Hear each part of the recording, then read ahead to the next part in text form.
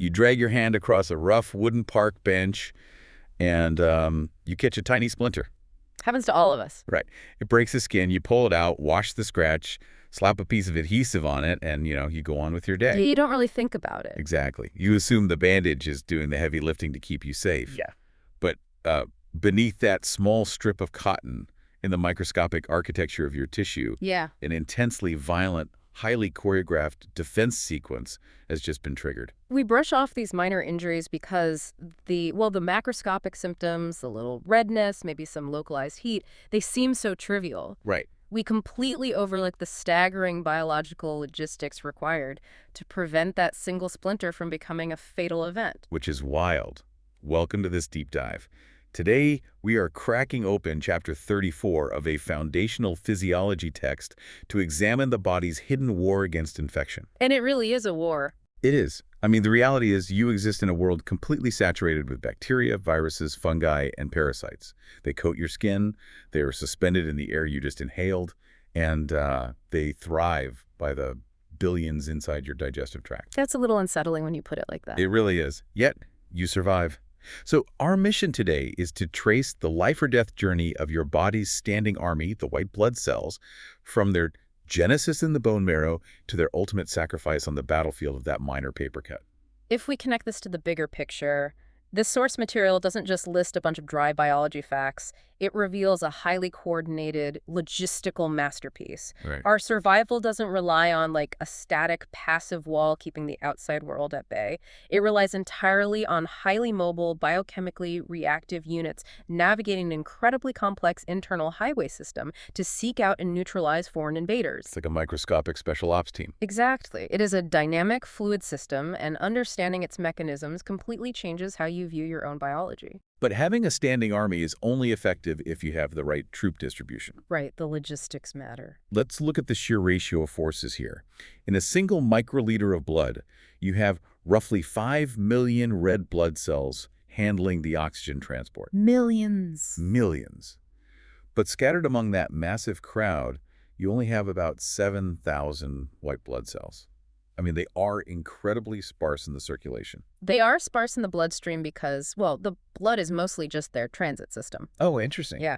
To understand their distribution, we have to look at their genesis. There are two primary developmental lineages. Yeah. You have the myelocytic lineage, that's the granulocytes and monocytes, which are born and mature exclusively in the bone marrow. Got it. Then you have the lymphocytic lineage, which handles the more specialized antibody-driven targeting. Those originate from lymph tissues like the spleen, the tonsils, and the Peyer's patches in your gut mucosa. Okay, let's unpack this 6-day reserve concept. Yeah. Because it completely changes how we should view the bone marrow. It really does. It isn't just a manufacturing plant, right? It's a massive hidden staging ground. The text notes that the marrow stores roughly 3 times as many white blood cells as are currently circulating in your entire vascular system. It's a huge stockpile. Yeah. You've got this immense reserve of millions of cells sitting in the medullary cavities of your bones, just waiting for a biochemical trigger. And that reserve is an absolute biological necessity when you consider their operational lifespan. Which is pretty short, right? Incredibly short. A circulating granulocyte only survives in the blood for about 4 to 8 hours. Wow. And once it migrates into the tissue to perform its function, it might last another 4 or 5 days. But in the presence of a severe infection, that lifespan drops to just a few hours. Because they're basically doing suicide missions. Exactly. They race to the site of the pathogen, execute their function, and are rapidly destroyed by the toxic environment they help create. They are functionally disposable. Which introduces a massive logistical problem, the commute. Yeah, getting there is the hard part. Right. Having millions of cells in reserve inside your femur is useless if they're trapped there. How do these cells, flowing through the vascular system at high speed, know exactly where to pull over and exit the bloodstream to reach a splinter in your thumb? Well, the mechanism relies on a chemical signaling network called chemotaxis. Chemotaxis. Yeah. When tissue is damaged by that splinter, it releases a very specific cocktail of inflammatory cytokines, cellular toxins, and degenerative products. Like a chemical distress flare. Precisely. These molecules diffuse outward into the surrounding extracellular matrix, creating a concentration gradient. And because almost no tissue area in the human body is more than 50 micrometers away from a capillary. Yes, very important point. Those diffusing chemicals hit the local blood vessels almost immediately. Exactly. The white blood cells have surface receptors that detect this gradient. Chemotaxis effectively pulls them out of the axial flow of the blood, directing them toward the highest concentration of those distress signals. Which leads them directly to the site of the injury. Right to the doorstep. I mean, I understand the navigation, but the physical reality of getting out of the blood vessel seems impossible. It sounds like science fiction. It really does. Huh. They perform diapedesis, literally squeezing through the intercellular gaps in the capillary walls. But wait, if the capillary gaps are physically smaller than the white blood cell itself, how do these cells squeeze through without just bursting like a water balloon? It comes down to extraordinary cytoskeletal plasticity. Okay. A white blood cell doesn't try to force its entire mass through the gap at once. That would just rupture it. Right.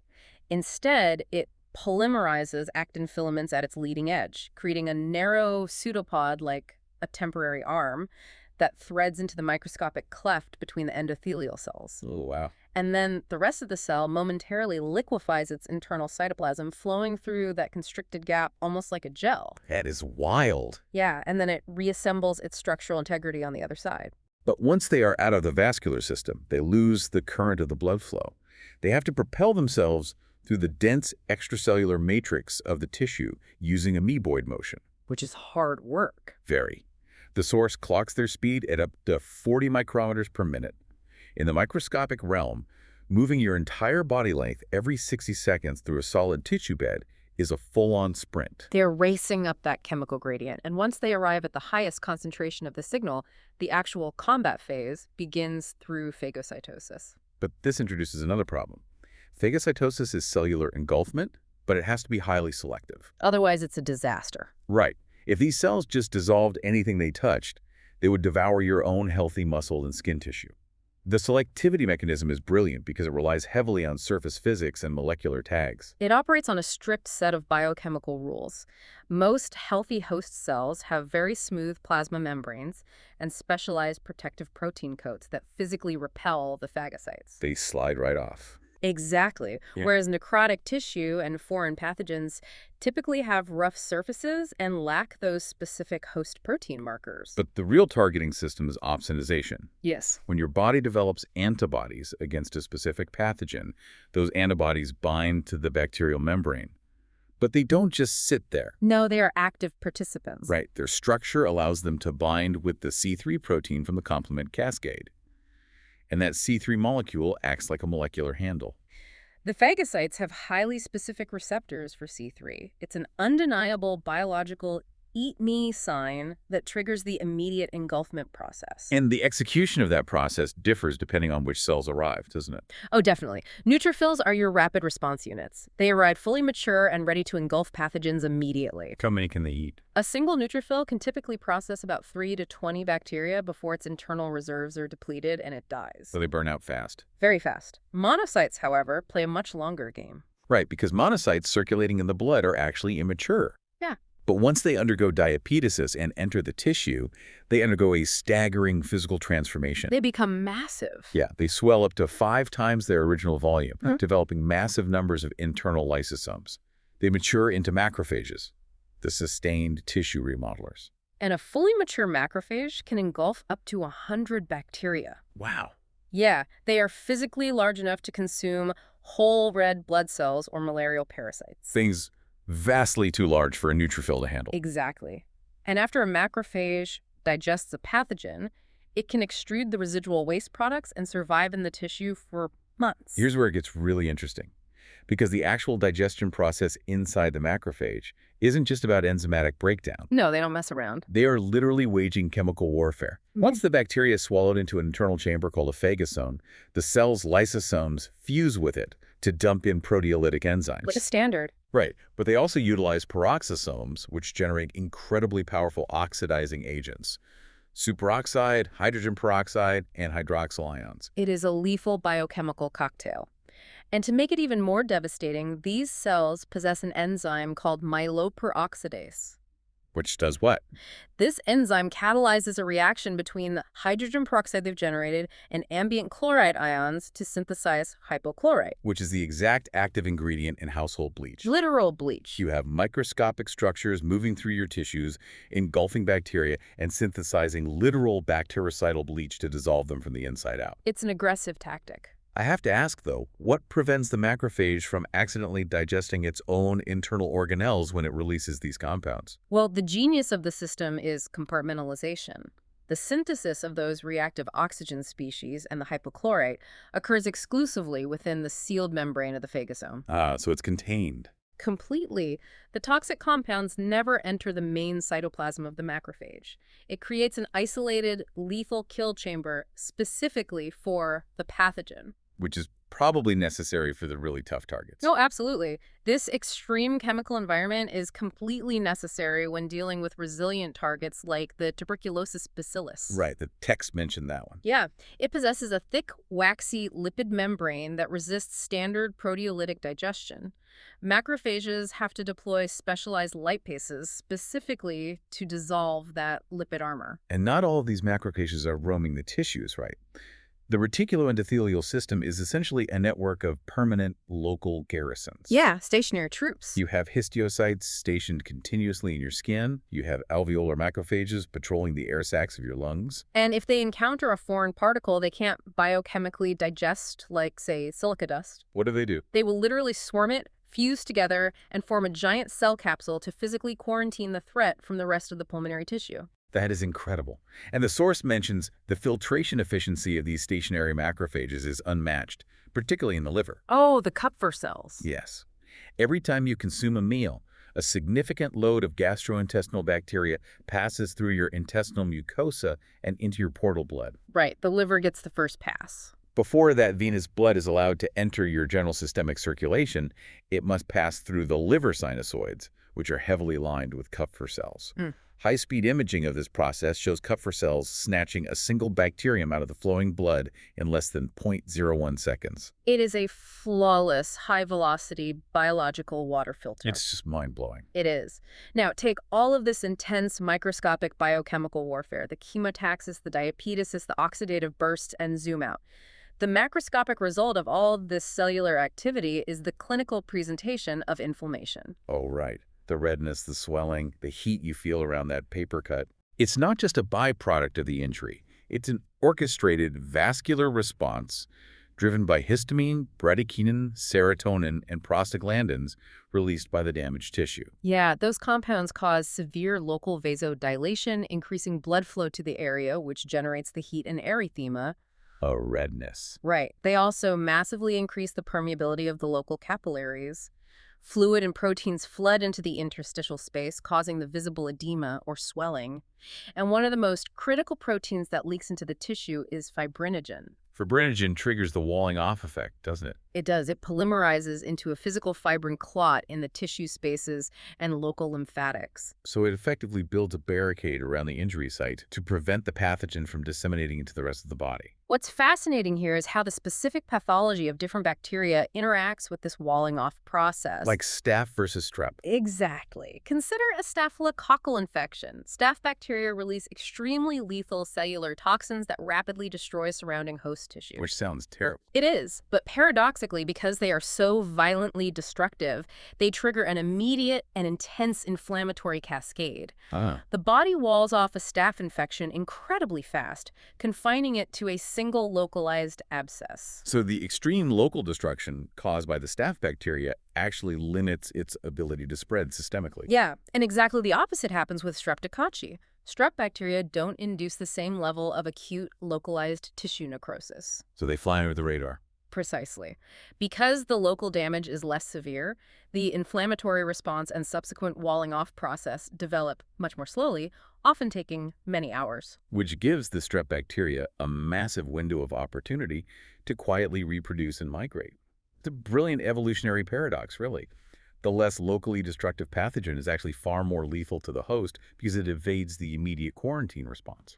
It really is. And when an infection does take hold, the body deploys its forces in 4 distinct phases. Right, the lines of defense. Yeah. The first line of defense acts within minutes.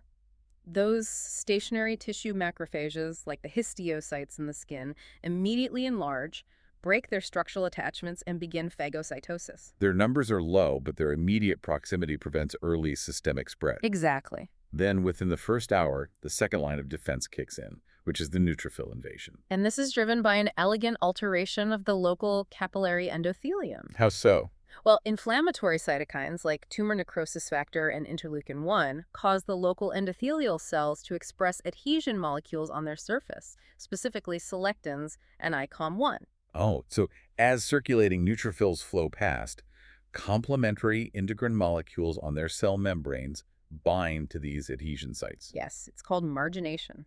The neutrophils literally stick to the vessel wall, execute diapetesis, and follow the chemotactic gradient into the tissue. You know, if you've ever had blood work done while you were sick and your physician noted a high white blood cell count, this mechanism is exactly what they were looking at. To fuel this invasion, the body induces neutrophilia. Right, within a few hours, the concentration of neutrophils in your circulating blood spikes from a baseline of maybe 4,000 up to 25,000 per microliter. The system is rapidly dumping that 6-day marrow reserve straight into the vascular transit system. Then comes the third line of defense, which involves the second macrophage invasion. Because monocytes circulate in much lower numbers and require significant time to mature into macrophages, it takes several days for them to arrive and fully swell into their active state.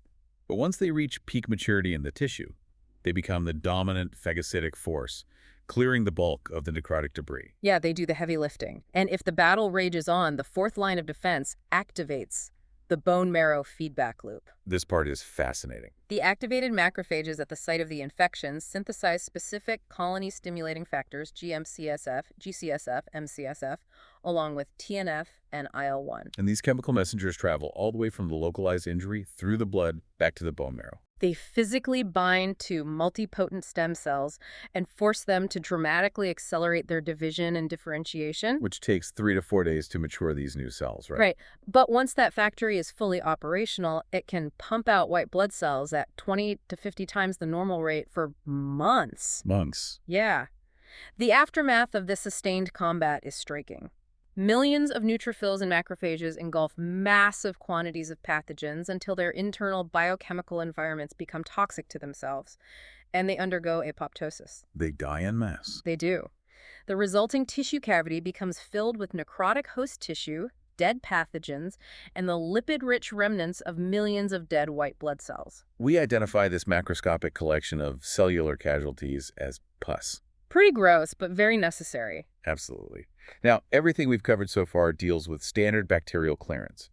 But the system has to adapt when the target is physically impossible to ingest or, when the system's targeting mechanics misfire. Right. We need to look at the specialized units. Specifically the eosinophils. Yeah, they represent only about 2% of circulating leukocytes and are very weak phagocytes, making them relatively useless against standard bacteria. But they are critical against parasitic invaders, like the schistosome worms that cause schistosomiasis. Which is a disease heavily impacting populations in developing regions. A macrophage cannot phagocytize a multicellular worm. It's just too big. Way too big. So eosinophils deploy a completely different mechanism. They aggregate along the surface of the parasite and exocytose the contents of their modified lysosomes directly onto the external membrane of the worm. They act like biological bombers. That's a great way to put it. They drop hydrolytic enzymes, highly reactive oxygen species, and a specific larvicidal peptide known as major basic protein. They physically dissolve the parasite from the outside in. Eosinophils are also highly active in the pulmonary tissues of patients with asthma, responding to allergic inflammation. Which brings us to basophils and their tissue-resident counterparts, the mast cells. Yes. These cells play a massive role in allergic pathology. They possess high-affinity receptors for IgE antibodies on their surface membranes. So when a person has an allergy to a specific environmental trigger like pollen or venom from a bee sting, that specific allergen binds directly to the IgE antibodies anchored to the mast cell. And this cross-linking causes the cell membrane to rupture, instantly degranulating and dumping massive quantities of preformed histamine, bradykinin, and serotonin directly into the surrounding tissue. That sudden, localized biochemical dump is what triggers the extreme vascular permeability. The rapid fluid shift into the tissue and the smooth muscle contraction that we clinically recognize as an allergic reaction or anaphylaxis. Exactly. So what does this all mean? From an evolutionary perspective, it's remarkable that a biological system so ruthlessly efficient at hunting down and dissolving tuberculosis bacteria can be so fragile that it triggers a life-threatening massive vascular event just because a mast cell misidentified a peanut protein as a lethal threat. It really underscores the precarious balance of the entire immune network. It does. The fragility of that balance becomes terrifyingly clear when the production system fails. Consider leukopenia. Which is a clinical state where the bone marrow ceases production of white blood cells entirely, right? Yes. This aplasia can be triggered by heavy irradiation like extreme gamma ray exposure, or by specific pharmacological agents, such as the antibiotic chloramphenicol, which can severely suppress marrow function. And this loops back to our opening thought. We exist in an environment completely saturated with bacteria. Completely. Your gastrointestinal tract and your respiratory mucosa are colonized by trillions of symbiotic bacteria. They help you process nutrients and maintain mucosal health, but, well, they are only kept in check by the relentless, invisible patrol of your leukocytes. The moment your white blood cell count drops to 0, that symbiotic truce evaporates. They turn on you. Immediately, the normal flora of your gut and mouth immediately become opportunistic pathogens. Within 48 hours of bone marrow aplasia, severe necrotic ulcers begin forming in the oral cavity and colon as your own microbiome begins consuming the local tissue. Without intense medical intervention, a total absence of white blood cells leads to death in less than a week, purely from our own endogenous flora. Less than a week. That is how narrow the margin of survival is. And the inverse failure of the system is just as devastating. Leukemia. Right. The uncontrolled cancerous mutation of the leukocyte precursors. It can originate in the lymph nodes as lymphocytic leukemia or in the bone marrow as myelogenous leukemia. And the fatal mechanism of leukemia isn't just the presence of cancerous cells, it is what those cells demand from the host. The metabolic toll. Because these leukemic cells are heavily mutated, they are typically undifferentiated and entirely non-functional. They offer zero phagocytic protection. But they keep growing. Right, they exhibit an unrestrained mitotic index, multiplying at an astronomical rate and metastasizing into the liver, spleen, and vascular spaces. As they physically crowd out the normal bone marrow, the patient develops severe anemia due to the lack of erythropoiesis. And massive bleeding complications due to the lack of functional platelets. But the ultimate cause of death is thermodynamic. The rapid, ceaseless cellular division of the leukemic cells requires massive amounts of ATP and molecular substrates. They aggressively strip the circulating blood of amino acids, vitamins, and energy. The patient experiences severe metabolic starvation because the cancerous white blood cells are literally consuming the metabolic fuel required by the normal tissues. It illustrates a profound biological truth. The sheer power of this cellular army requires flawless, moment-to-moment metabolic regulation. When it is properly calibrated, it is a marvel of fluid logistics. When that regulation breaks down, the very mechanism designed for host defense consumes the host entirely. To synthesize the hidden choreography happening inside you right this second, every time you take a breath of dusty air, every time you chew a piece of food, you are experiencing a microbial invasion. Right now. And that invasion is instantly neutralized by millions of disposable biochemically reactive cells steering along invisible chemical gradients, changing their physical morphology to slip through solid tissue barriers, and synthesizing localized bleach to dissolve foreign membranes. And all of this operates flawlessly in the background, just so you can put a bandage on a splinter and forget about it. It's amazing. This raises an important question, one that fundamentally challenges the concept of human autonomy. Oh. Considering that you exist in a constant, delicate symbiosis with trillions of bacteria that would completely consume your tissues in under 7 days if the chemical signaling in your bone marrow ever faltered, are you truly an independent, singular organism? Or are you simply a highly defended, walking ecosystem? That is a staggering perspective to leave off on. The next time you get a minor scratch from a park bench, don't view it as a superficial annoyance. Recognize it for what it is. A tiny visible window into a massive, invisible, raging biochemical war that you are currently winning. Thanks for joining us on this deep dive, and we'll catch you on the next one.